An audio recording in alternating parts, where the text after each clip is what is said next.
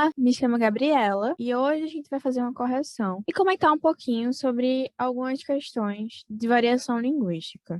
Eu e minha amiga Nicole iremos dividir esse vídeo em 4 partes. Então, a primeira parte comigo vão ter 2 questões, a segunda parte mais 2 questões e assim por diante com Nicole, ok? Antes de mais nada, eu acho muito interessante a gente falar um pouquinho sobre como a gente precisa ler nossas questões. A gente primeiro precisa analisar o enunciado. Isso é algo que é repetido anualmente, com uma frequência recorrente. Então, primeiro lemos o enunciado, depois lemos o texto. Quando a gente lê o enunciado, não vai fazer muito sentido, não. Mas quando a gente lê o texto, a gente fazer aquele scan do texto, vai ficar mais coerente, certo? Aqui o enunciado diz o seguinte: considerando o pensamento abaixo, esse aqui, e tendo conhecimento das atribuições de um oficial da justiça, chegamos à conclusão de que, nessa atividade, a língua escrita, o nível, o seu uso ou o registro do idioma deve ser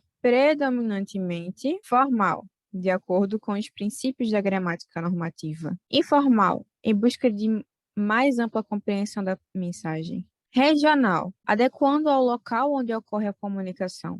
Popular, tendo em vista as mensagens que são lidas por todos. Ou ultraformal, selecionando vocabulário erudito e construções elaboradas. E o texto diz o seguinte: é claro que somos livres para falar ou escrever como quisermos, como soubermos, como pudermos. Mas é também evidente que devemos adequar o uso da língua à situação, o que contribui efetivamente para a maior evidência comunicativa. A questão, ela parece ser simples, ela parece ser tranquila, do nível fácil, mas o problema vai estar nas alternativas.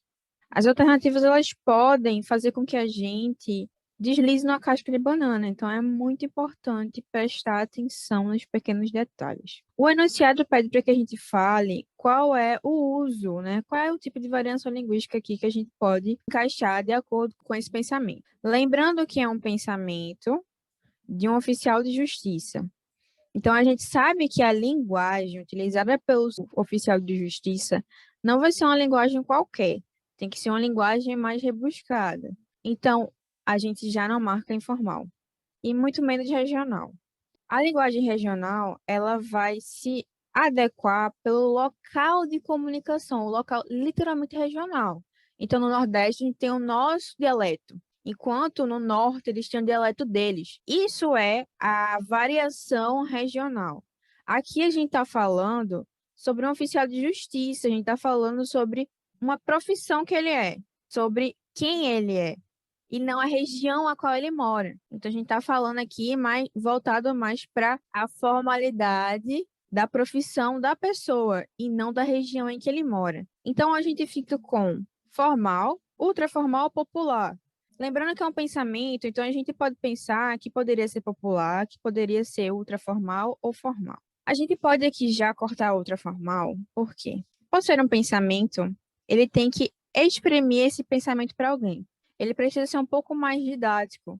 Quando a gente usa ultraformal, é uma linguagem literalmente como é que fala, erudita, antiga, robusta. Para você apresentar para uma população maior, não condiz com o que se pede na questão. Se ele é um pensamento que ele exprima para outras pessoas, não foi dito no seu ambiente de trabalho. E aqui fala justamente sobre isso, sobre a nossa variação dependendo do local em que se fala. Então, no ambiente de trabalho dele, já que ele é um oficial da justiça, ele falaria de uma forma ultraformal. Mas como ele não está no ambiente de trabalho dele, porque ele está falando de um pensamento, e no ambiente de oficial da justiça dele, ele não iria expelir um pensamento dele, né? E sim, de acordo com as situações em que ele se encontra, a gente fica com popular ou formal. Podemos ficar muito tentados a marcar popular, porque é um pensamento que ele precisa ser adequado para todas as situações, para as pessoas entenderem. Digamos que você está assistindo um reality show e o apresentador ele fala de uma maneira extremamente ultraformal. Como é que a gente iria entender, né? Então ele precisa ter uma linguagem mais popular. Porém, aqui a figura apresentador é diferente da figura de um oficial de justiça.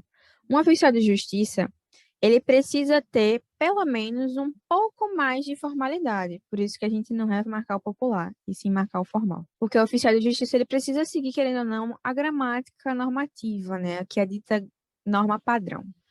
Segundo quesito, aqui a gente tem uma questão do Enem de 2021 e fala o seguinte: nessa petição da pitoresca personagem do romance, lembrando que pitoresca é algo imagético, de Lima Barreto, o uso da norma padrão justifica-se pela situação social da enunciação representada, divergência teórica entre os gramáticos e literatos, pouca representatividade de línguas indígenas, atitude irônica diante da língua dos colonizadores ou a tentativa de solicitação do documento demandado. A gente, na realidade, pode pensar também, né? O Triste Fim de Policarpo Quaresma é uma obra literária. É uma obra literária que fala sobre quem? Agora você precisa ter um conhecimento mais externo. Que fala sobre Policarpo, que é um homem que é extremamente nacionalista. Já que ele é nacionalista e ele prega bastante pelo Brasil, pela sua pátria, a gente consegue tentar imaginar algumas alternativas que podem ser marcadas. Uma dessas alternativas seria a atitude irônica diante a língua dos colonizadores.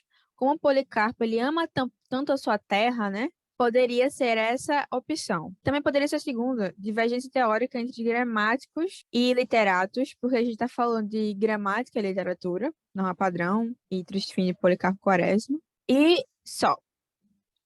Lendo aqui um pouquinho o texto, a gente pode falar o seguinte.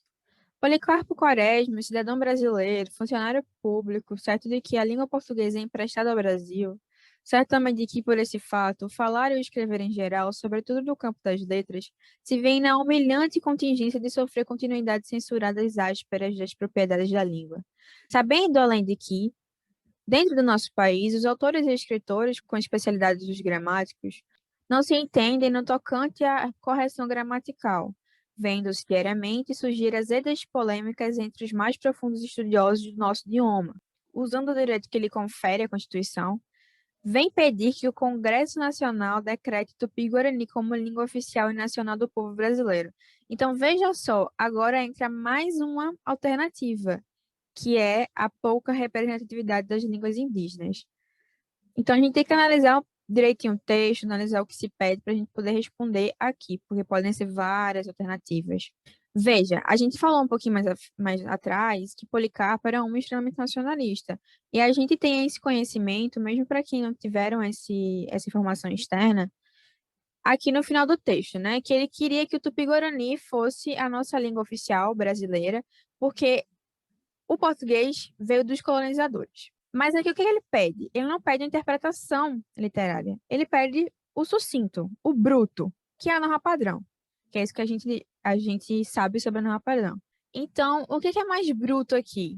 Interpretar sobre as línguas indígenas, interpretar sobre os gramáticos e literatos, interpretar que é uma frase irônica ou que se fala mais da situação social da enunciação representada. A resposta correta seria a letra A. Situação social da enunciação representada. E por que esse texto não fala nada sobre isso?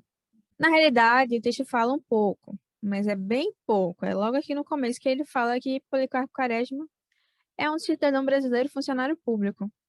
Então, por que a gente vai escrevendo na forma popular se ele é funcionário público? É a mesma sequência de pensamento que nem no primeiro quesito. A gente está falando sobre a profissão dele. Um funcionário público precisa falar de uma forma perante a norma padrão. É que nem eu chegar aqui e falar de uma forma extremamente escrachada.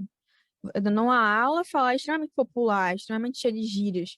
Não pode. A gente tem que manter uma certa linha, né, linguística aí da língua, do uso da língua em determinadas situações. Aqui a situação social, ela vai prevalecer, não só pela situação dele ser um funcionário público, mas por também em questão social, assim, financeira, ele está um pouco mais acima do que outras pessoas. Então, a norma padrão, antigamente, ela era usada para você falar que você tinha um pouco mais de poder, um pouco mais de dinheiro, um pouco mais de respeito do que as outras pessoas. Então, a resposta seria essa.